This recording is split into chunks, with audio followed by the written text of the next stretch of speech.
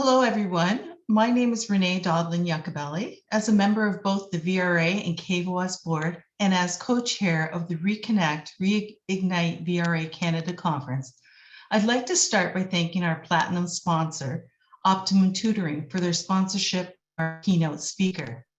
I'm excited to introduce a fellow Windsor area disability advocate and our keynote speaker, Kevin McShan. Kevin, who has lived with cerebral palsy his whole life, struggled for years after graduation to find employment. With the help of vocational rehabilitation experts, he was able to find a career in the journalism industry. With lived experience, Kevin has an extensive history of promoting employment equality for individuals with disabilities and is passionate about helping others reach their fullest potential by maximizing their productivity in life, work, and play. Through his Paving the Pathway Towards Inclusive Victory session, Kevin will share his personal journey towards gainful employment, his experience working in the field of inclusive employment, and he will also provide tangible action steps for employers and vocational professionals so that they can take to foster an inclusive, collaborative, and accepting workforce for all people of all abilities. If you have any questions for Kevin, you can enter them in the chat box and they'll be answered at the end of the session. And so now it is my absolute honor to welcome Kevin McShan.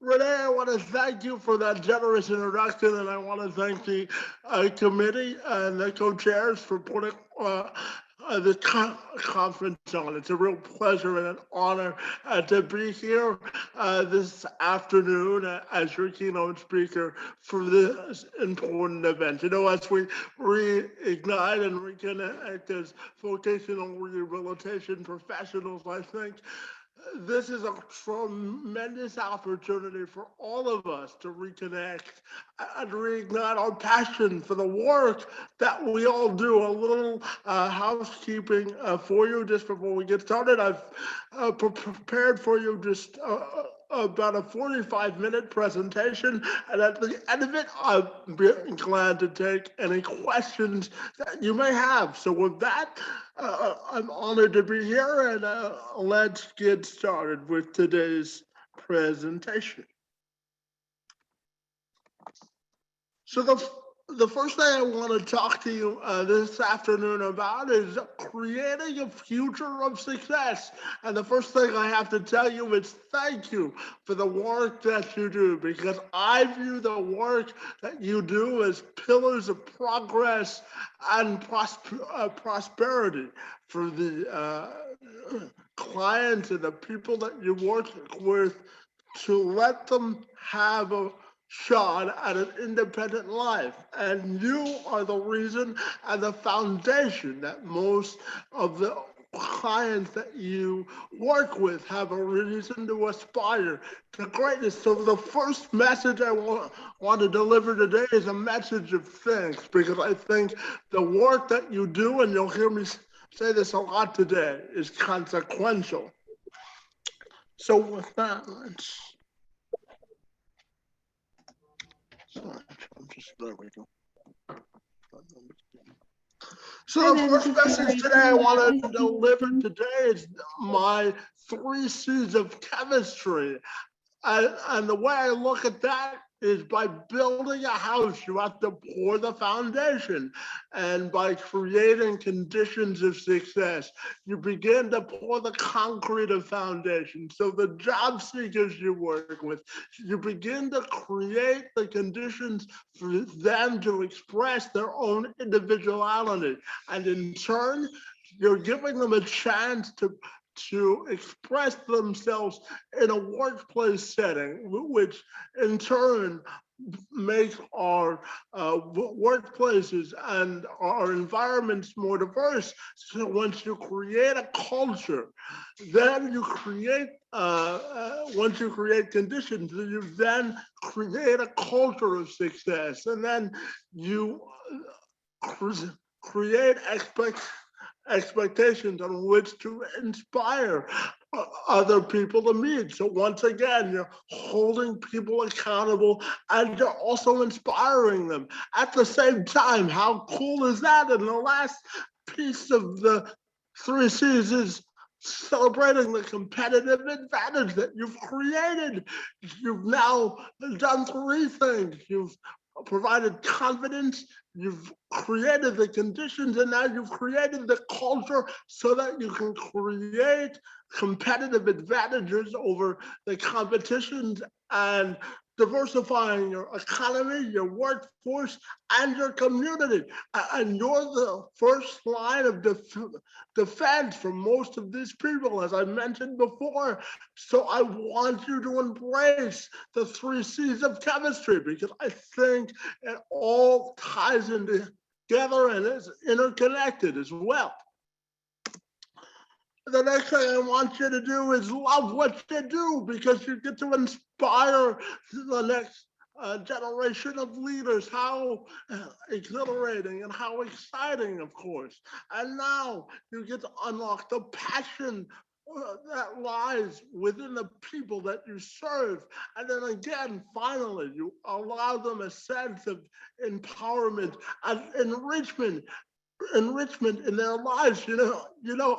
I say once you give someone with a disability a job, you open up the floodgates of opportunity for them to be functional and full members of society in both economic and a social sense. And then you unlock the pathways for them to live a full and meaningful societal life. And how cool is that? So I want all of you to be reignited for the great passionate work that you do. And I want you to love the work that you do. The next thing you need to know about me, friends, is that I host a podcast called Let's Have This Conversation, where I cover all aspects of the news cycle.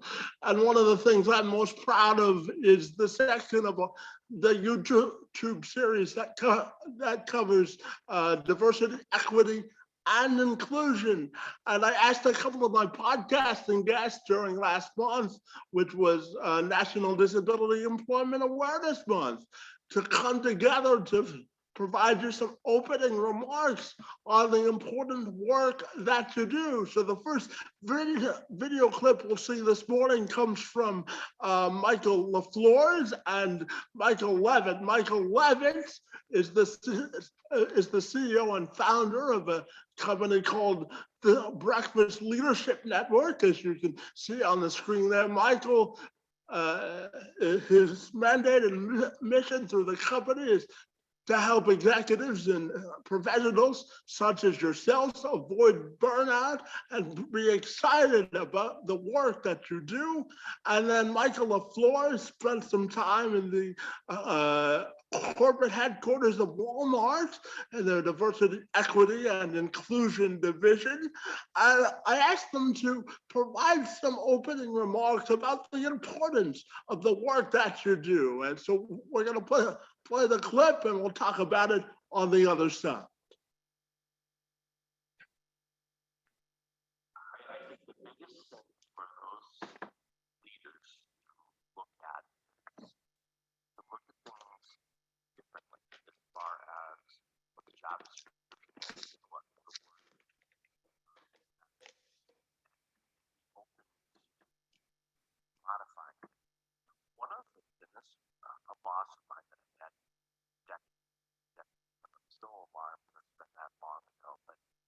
First day working for the store.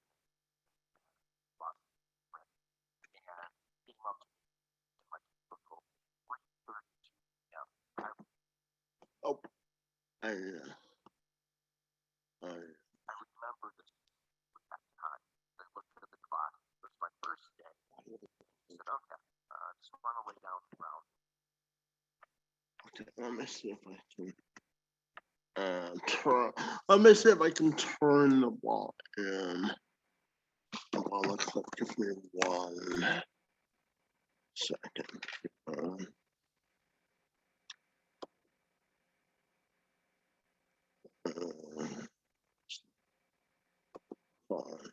Let's see.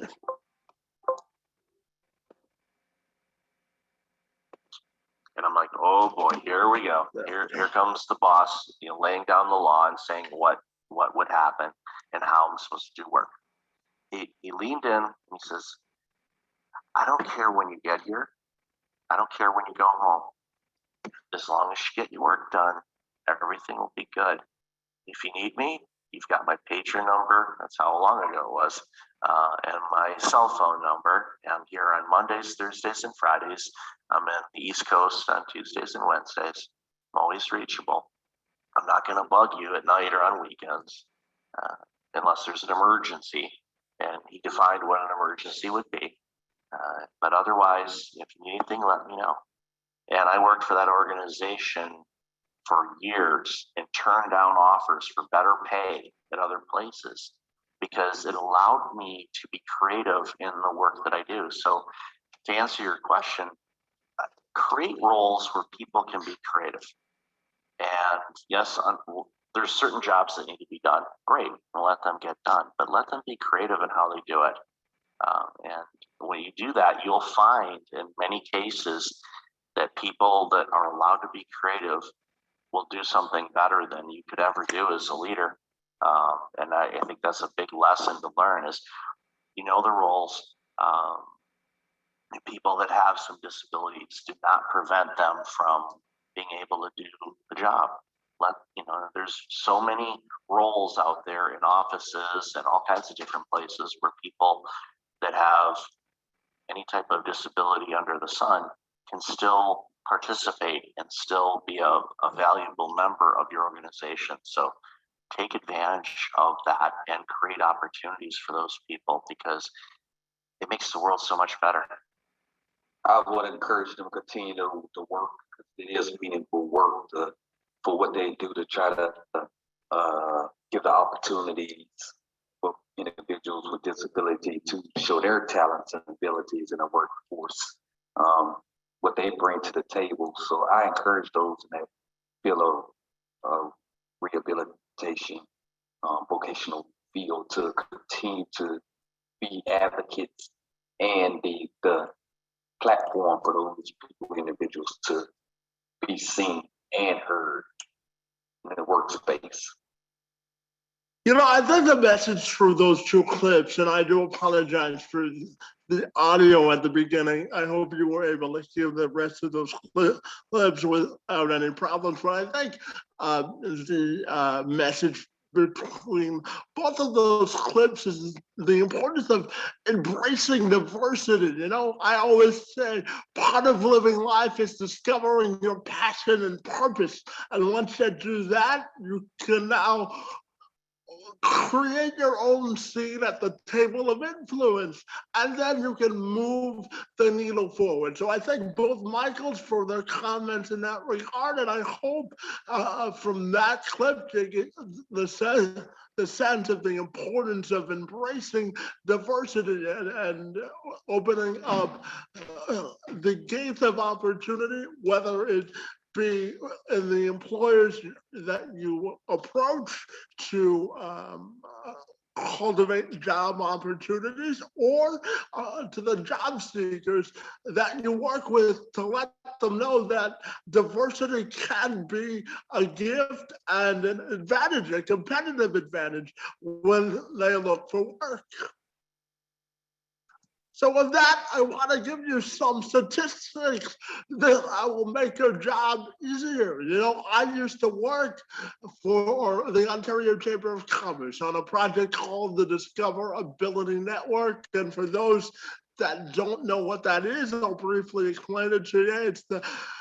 It's the province of Ontario's new online job matching portal for individuals with disabilities and employers to get connected. When I worked on the network, I called it the eHarmony of employment. The only difference was it wasn't for dating, it was for employment. So you go on this site and you're instantly matched after you make a profile with either job seekers with a disability or employers who are looking to hire. So those in the Ontario region may be a tool that you may be interested in exploring. So let's dive into the numbers. You know, we did some research at the Ontario Chamber of Commerce, and it found that companies that hire people with disabilities have a 72% higher retention rate. How exciting, because then your training costs are reduced, your operational costs are reduced. And then, as you know, the productivity and the morale of your staff is increased. So if you hire people with disabilities, it's a good business decision. The other thing we found out is 92% of consumers support businesses or organizations that hire people with disabilities. So again, it affects the bottom line. And the last point here, when I worked in the field, this was the number one question I got was, how much money is this gonna cost me if I hire someone with a disability? So we did the research at the chamber and I found the following: 80% of accommodations for people with disabilities don't have to require any money at all. And for those that do, 80% of accommodations cost less than $500. So this is doable. And here is the statistical proof to prove it. So use that for your advantage. And at the end of our presentation, I'll be happy to answer any questions about the work that I did at the chamber. But those are the statistical reasons for hope and inspiration for you as vocational professionals and for the job seekers that you service, because those are the statistics that you can use and put in your back pocket as your arsenal and army of support when you want people with disabilities to be employed. So now we've reached the point of the presentation where I tell you a little bit about my story. As Renee told you at the beginning of today's presentation, my name's Kevin McShan. I'm 32 years old and I was born with what's called spastic quadriplegia cerebral palsy. Simply means that I don't have enough oxygen in my legs to walk normally. It affects things like my muscle movement, muscle dexterity, and my endurance. So when we were putting this together, Elena and Cindy asked me to share a couple of stories about my own personal life and how I have arrived at my life philosophy. So I'm excited to share this with you this afternoon. You know, part of my growth process is not only a professional, but as an individual, having my second to last year of elementary school. I remember it like it was yesterday. I was just coming back from a Times Valley Children's Hospital, and Dr. Tim Carey, who had been a part of our family and my medical journey for about 10 years, had brought my parents and I into a conference room. And he had said to my parents, and I remember it distinctly, he said to me and my parents, this will be Kevin's last operation at Times Valley Children's Hospital. We've done everything we can for Kevin from a medical perspective. And unfortunately, he won't be able to walk without assistance for the rest of his life. And in that moment, it was the changing point in my life. I didn't know it at the time, but I went back to school, and I have to credit the principal at the time. I went to Southwood Public School, go Sabres, and I had to go back to school and be integrated into a normal classroom. And every professional that was in charge of my file called me into the principal's office. And I remember this like it was yesterday. The principal at the time, her name was Carol Crewley, and she called me into her office and she said, I heard you just got back from London and the doctor gave me not so good news. And I said, Dad, I started explaining what the news was. And she said, I knew all that.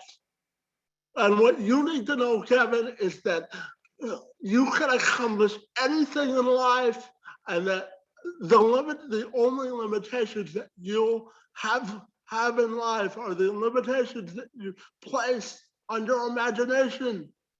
And then at that point, I had a decision to make. Was I going to wallow in my own self despair, or was I going to be an agent of change?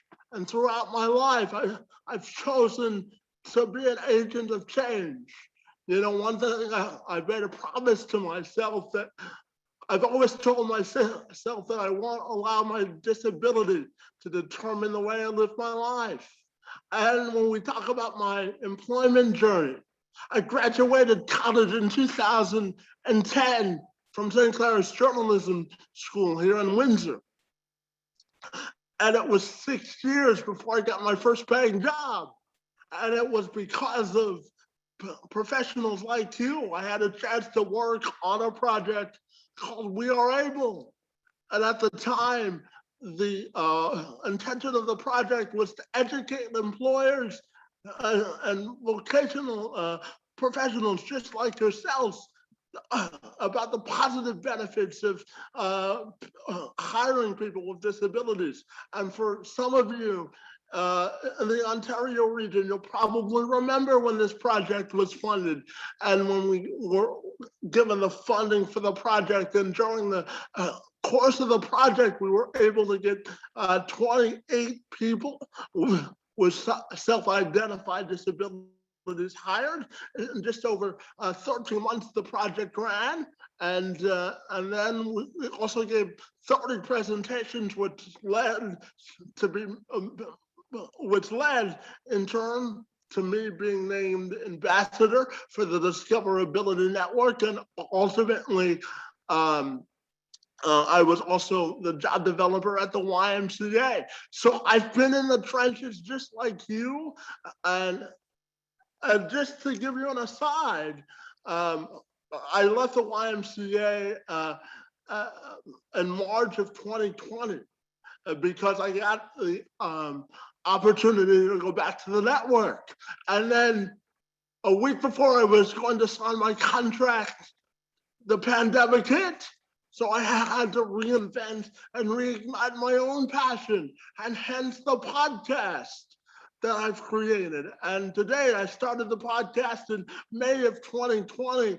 I've now interviewed over 300 people, and over 250,000 people have watched the podcast.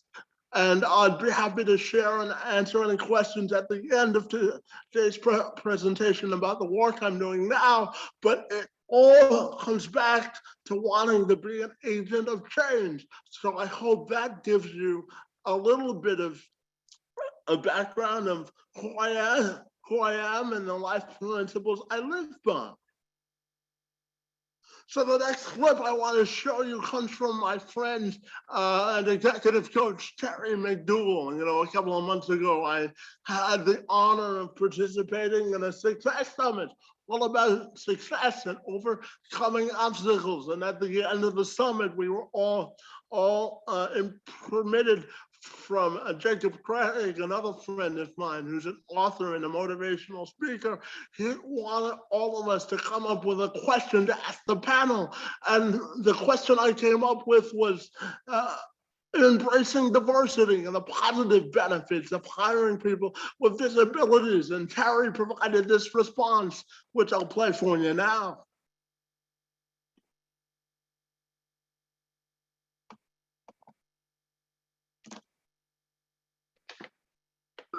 The table with Terry, the floor is yours to answer my question. Yeah, well, I'm going to flip the table a little bit because I think that what we've been talking about is from the employee standpoint and what they're bringing. But I want to talk about what companies can get out of hiring people who are differently abled. I think that this whole topic of diversity, equity, and inclusion is something that many companies are taking very seriously. But to me, it's just smart business sense to do this, because companies sell to all different kinds of people. And one of the things that I think has been missing for years, and I think that this is where the diversity, equity, and inclusion initiatives are helping companies, is that in the past, they were really only listening to certain people in their organizations about where the opportunities were, or what their opinions were about, what kind of products to make, or where to market, or what kind of messages to put out. And the more that organizations tap into all of the wisdom that is within their organization, and the more that the organization reflects the marketplace that they're selling to, which, Kevin, to your point, 1.8 million people just in Ontario, the more effective they're going to be, the more successful they're going to be as businesses. Because they're going to be wiser. They're going to see opportunities that some of their competitors aren't going to see if they are not more inclusive in the people that they hire.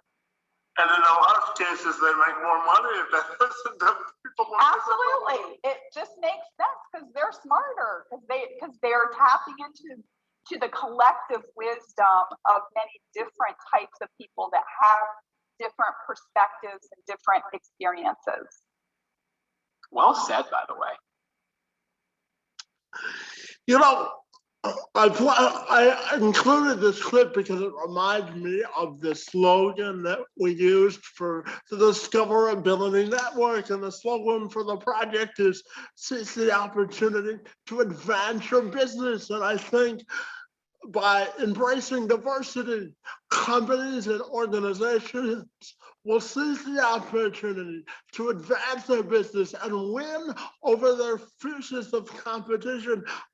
By embracing diversity, it allows you to embrace new opportunities and to advance your line of thinking, and a variety of perspectives also helps you to solve problems and come up with solutions, which makes your business more efficient, effective, and straight to the point to the consumers that you serve. So embracing diversity also helps you improve your bottom line as well. So I think organizations and companies have to seize the opportunity to advance your business. I think that was the essence of what Terry had to say there. So I wanted to include that and share it with you. The next two clips I want to share with you come from my friend Patricia Kennedy. Patricia runs a company called Kennedy Effects, where she helps businesses and organizations sort of eliminate the clutter and come up with solutions and strategies to be a more inclusive organization. I asked Patricia to comment on both relationship building and the importance of that, and also collaboration. So we'll play both clips and we'll talk about each individually once they're over. Again, you've got some very insightful questions. This is a really important question for anybody. So if you're thinking about just walking into a company and you don't know anybody, you're starting on day one and you expect people to, come to you and they give you training. I'm not saying everyone just has this expectation, but you don't really think about reaching out to meet other folks. So one of the key tenets that I always say to people is, when you start a new job, create a plan, not just for success for yourself, but on other people that you need to meet in the company. And think about how helping them and then them helping you in developing that long-term relationship is going to help you both over the long haul of your careers at that company. So relationships are extremely important. And it's not just to grease the wheels, it's for genuine connection with other people. And you might find that when you do make these connections, you find a mentor or you find someone to mentor, but you also develop lifelong friendships. So it's very, very important to make sure to develop these relationships. when you are in a corporate environment and in life in general, of course. You know, one of the tenets that I live my professional life by, and one of the things that people that work with me always hear is that life is a constant game of networking. Not one person has the answers to all the solutions and problems in our world today, and they don't all come up with the same solutions and answers. So I think the value of diversity and building relationships also, again, broadens your perspective so that you can pull from an increased knowledge base. How exciting is that? That way you also include people. Again, it goes back to the notion of pulling out a chair at the table of inclusion and moving the needle of progress forward. And it all starts with building relationships and also building those connections so that you can tackle both your work day and your personal life as well. So the last clip from You've got some big. So the last clip from Patricia has to do with collaboration and the importance of working together to solve problems, come up with solutions, and to embrace innovation in the workforce.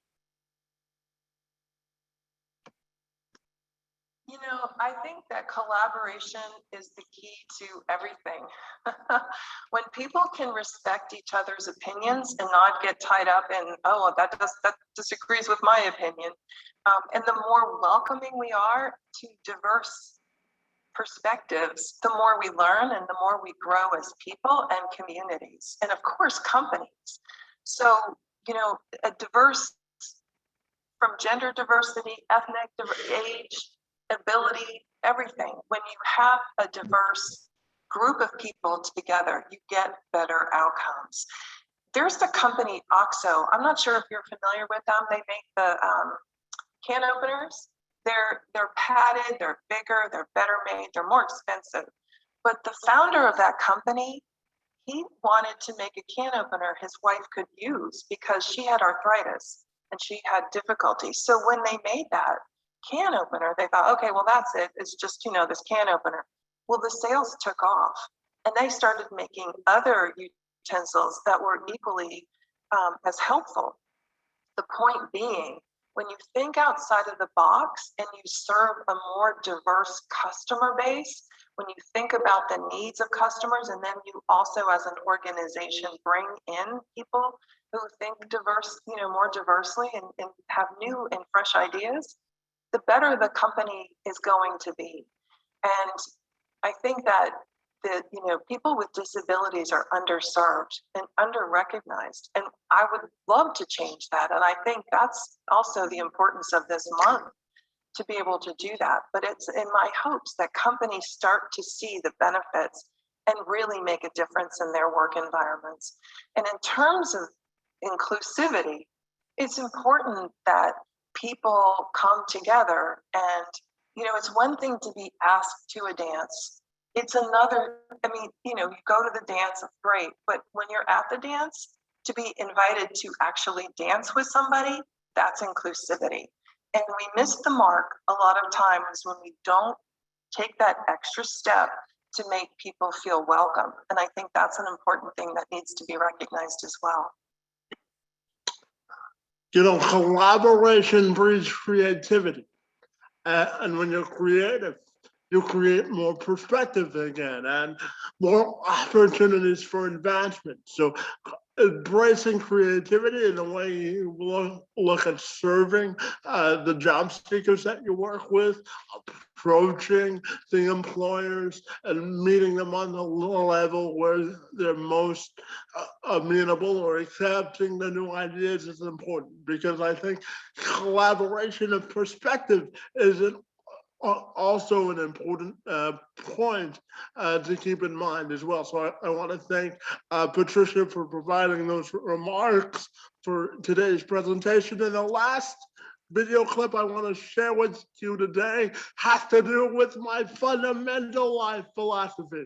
I live my life through this saying that inclusion is the gateway to independence, because I believe that we all deserve a shot at living a fully inclusive and meaningful societal life. So inclusion is the gateway to independence is the way I view life through every lens. And I asked my friend, Dr. Gina Cox, who is an organizational psychologist who helps organizations come up with strategies to to become more inclusive and to innovate as well. I asked her to comment on my life model of inclusion as the gateway to independence and the importance of hiring diversity. And here is what Dr. Cox had to say. We'll talk about that on the other side.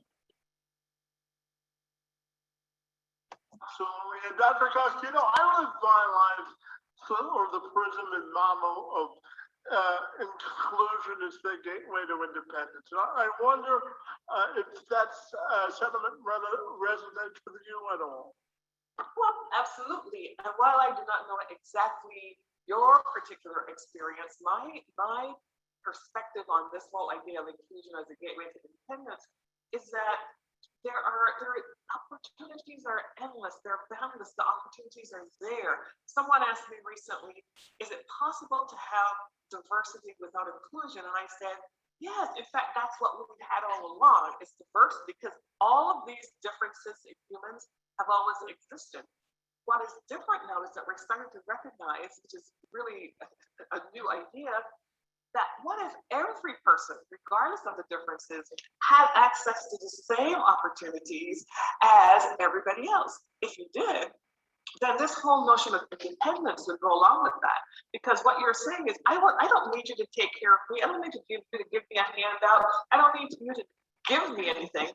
All you need to give me is access to the opportunity, and I'm going to run with it and accomplish the very same thing.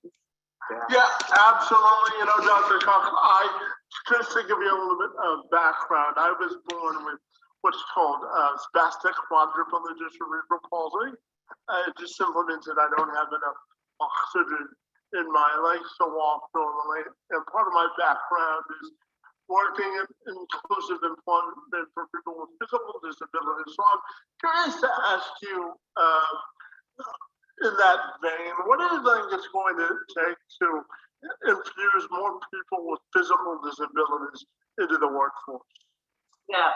So I told you early on, I was really honored that you invited me onto your show, because my experience as a Black woman in the workplace and as an immigrant, I did not grow up in the United States. I grew up in the Caribbean. What I learned is that sometimes when people see something or experience something that they haven't before, they just do not know what to do. And it's easier to do nothing. So whatever the difference that we're talking about, including physical differences, neuro differences, I think the very first thing that organizations should do is recognize that, in fact, they're not differences, they're just the way people vary, that they're just as normal. It's normal to have variation. And that leaders of organizations should model the way by saying, we want all kinds of people to be able to work in our organization as long as they can do whatever the job is that they're supposed to do. But if you don't start with the first person, you don't get to the second person, and you don't get to the third person. So organizations have got to say that this is all normal. We just want this variation in our workforce. And eventually, what I have observed is that then the people around you that used to call you different, in my case, because I was Black or because I had an accent, after a while, it starts to recede. It's not as big of a deal. It's not as much, it's not worthy of conversation, because you know what? I'm just here doing my thing. So I think that's a mindset.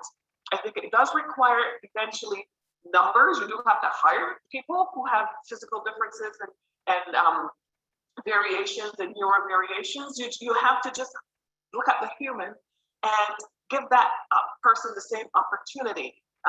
I don't think, and I think leaders have to model the way. They have to talk about these things openly and set the expectations. Setting expectations requires action as well. You know, something Dr. Cox said about the access to opportunity, you know, and part of the work that you all do is critical to that regard. In most cases, it's the heartbeat of opportunity and advancement for the clients that you serve. So again, you're playing a consequential role in forming the future of so many deserving people. And sometimes, you know, it's important to fit the job to the person instead of fitting a person to a job. So again, it goes back to creating creativity and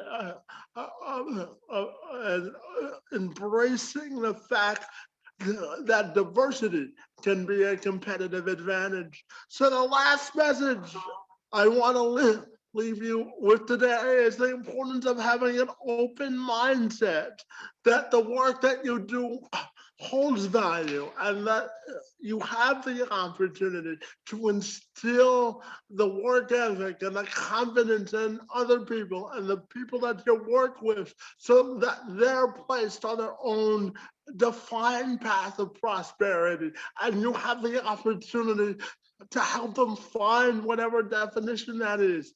And then, my friends, you have to embrace the work that you've done, because you've embraced the fact that you've created possibilities for other people to thrive. What a great badge of honor for all of you to be in this field and create meaningful and lasting possibilities for other people. It's meaningful, important, and again, it's consequential work. And I don't have to tell you about the last point, about the value of networking, because when you network with other people, you begin conversations and you allow them to explore their different aspects of their business and personality that they may not necessarily have explored in the past. So the work that you do, again, it holds consequential value. So with that, I want to say thank you for being a great audience. Again, I want to thank the conference committee and the co-chairs for having me today. And now, as I turn it back to Renee, let's talk. And I want to thank you again for having me as your keynote speaker. It's been a real honor and a pleasure to be here today. And hopefully you've been inspired and motivated to reignite and reconnect with a passion for this important work. Thanks, Kevin. You know, you've shared a lot of good messages for us or to us. Some of the ones that I've identified through your presentation or that resonate for me are love what you do, pass it on to future generations. You know, VRA Canada is doing a lot of work to bring on some new people in our profession as we age. And certainly, Kevin, your love of what you do surely shows through. Some of the other messages that I have are the importance of how we as vocational rehabilitation professionals can advocate and open up opportunities for persons with disabilities. We provide the access to opportunity. We need to have an open mindset. We need to be the agents of change and pull out our chair at the table of inclusion. You know, those are takeaways that I have. Let's see here. I don't see any questions, certainly comments from our audience. Thanking Kevin for your wisdom and your sharing your life story, your vulnerability and inspiring words. Someone says that they look forward to your podcast. And thanks for the wonderful reminders and new perspectives that you've offered, and for your inspiring and motivating talk. You are definitely an enthusiastic speaker. All kinds of good comments here, Kevin. Well, that was the goal, so I appreciate the warm reception to my remarks, and I hope, hopefully, Renee, that I've helped to reignite and reconnect your organization with the valuable work that you do, because it does hold an important role within our society, for sure. Absolutely. And, you know, given the nature of my business, it certainly resonates with me to hear a story, a success story of someone who's overcome many challenges to be where you're at right now. Now, I do have a question here, a question from Tracy. Would you have any advice for your grade school self looking back? That is a fabulous question. It is. I would tell my grade school self to always embrace opportunities and the new people that come into my life, because, you know, as I've gotten older, I've really valued the value and the tenets of human connection. So I would tell my grade school self to always be open to listening to new perspectives and broadening my perspective of influence of other people. So I guess that's what I would tell my grade school self. Excellent. Well, if we have no further questions, in closing, I really would like to thank Kevin for taking the time and providing us with such an informative session. I also would like to thank Optimum Tutoring once again for sponsorship of Kevin's session. Let's see here. Oh, it looks like there's more questions. Yeah. There is one more question. Yeah. So for Melissa, Kevin, what is the general content that you cover in your podcast? Melissa, thank you for that question, and it's good to see you again. So the general gist of the podcast is covering all angles of the news cycle, and I always try to, you know, I interview a lot of business people, and I always try to come up with an inclusion angle for every interview that I do. I do try to cover hard news, sports, business, and entrepreneurship.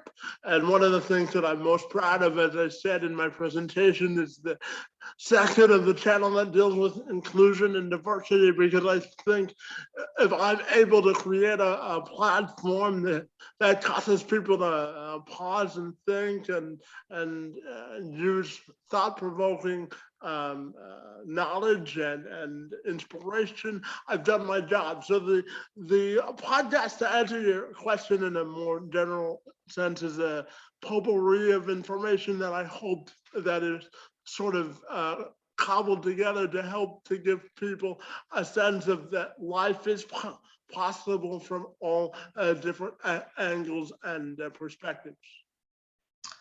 Great. Another good question here is, Matthew has asked if you could tell us about the 6 years of gap in the wilderness for you, and what was it like pre-employment, post-graduation? How did you persevere? Well, that's a good question, and Matthew, I thank you for the question, and the answer is always being willing to say yes to volunteerism. You know, I spent 4 years out of college as a volunteer television reporter for a local television station here in Windsor and Essex County.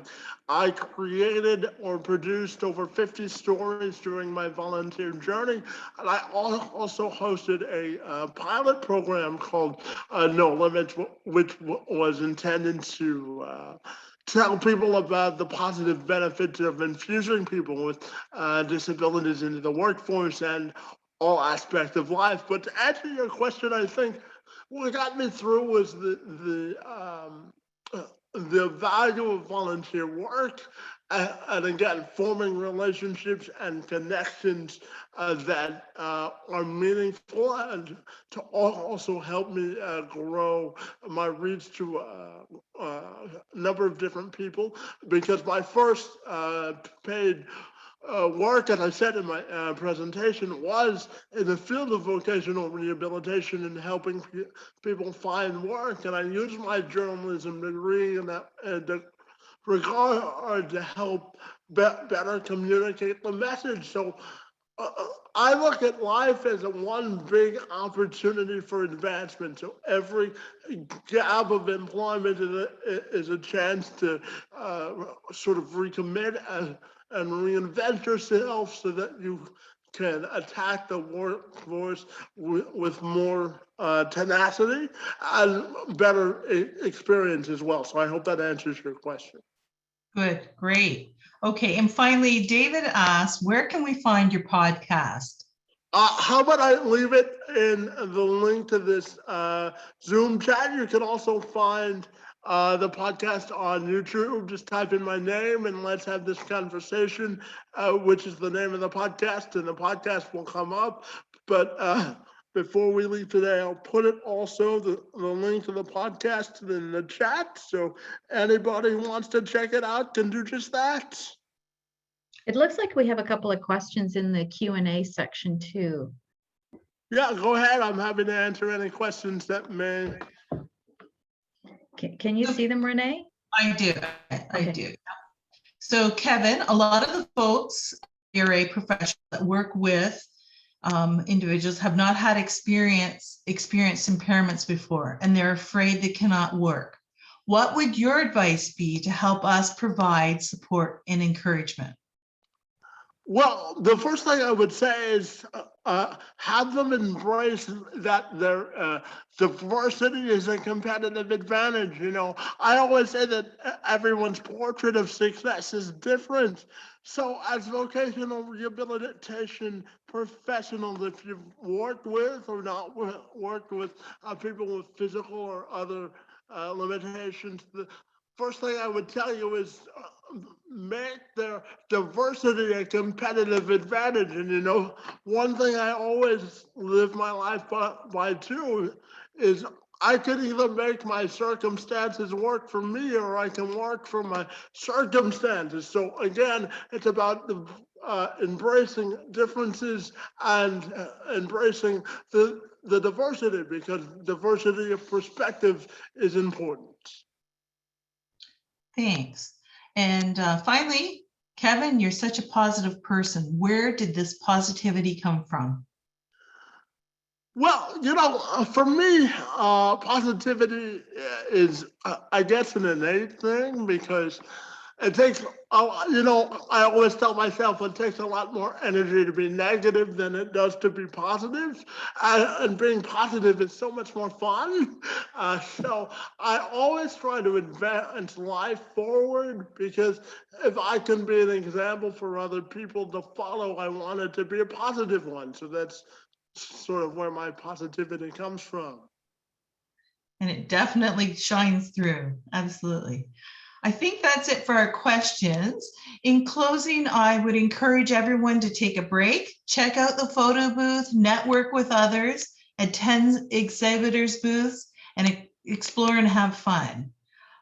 Also, check out the chat box for your gamification code to add to your points total. Thank you all, and thank you, Kevin. Thanks, Renee, and thank you to Tracy, Cindy, and Elena for inviting me today, and for all of you for being a great audience. I really hope the next 2 days really reignites and energizes the passion for this important work. And it's been a real honor to be with you. I posted the link to the podcast in the chat, and I'd be happy to connect with anyone for further a discussion if they're so inclined. So thanks so much for having me this afternoon. It's been a real honor. Very good. Thank you.